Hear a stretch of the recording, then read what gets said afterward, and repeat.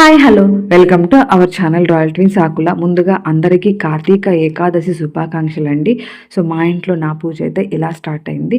పొద్దున్నే లేచి బయట క్లీన్ చేసుకొని ముగ్గు పెట్టుకొని, అలాగే ఇంట్లో కూడా క్లీన్ చేసుకొని, తుడుచుకొని, తడిబట్ట పెట్టుకొని, పటాలకి బొట్లు పెట్టుకొని, ఇక్కడ మనం ఈరోజు శ్రీ మహావిష్ణువు నిద్ర మేల్కొనే సమయం కాబట్టి ఉదయమే అంటే బ్రహ్మముహూర్తంలోనే పూజ స్టార్ట్ చేసుకున్నాను. అలాగే ఇక్కడ తులసమ్మ దగ్గర ఆవు పేడతో అలిగి ముగ్గులు పెట్టుకొని అక్కడ ప్రమిద పెట్టుకుంటే చాలా మంచిది అన్నారు. కానీ నాకు ఆవు పేడ దొరకలేదు కాబట్టి నేను కింద పసుపుతో అలికి దాని మీద శంకు చక్రాలు వేసుకొని, స్వస్తిక్ సింబల్, ఓం సింబల్ వేసుకొని, తమలపాకు పెట్టుకొని, దాని మీద గోధుమ పిండి, కొంచెం ఆవు నెయ్యి, అలాగే కొద్దిగా బెల్లం వేసి కలుపుకొని పిండిని ఆ పిండి ప్రమిద చేసుకొని దానిలో 3 ఒత్తులు వేసుకొని దీపం వెలిగించుకున్నాను.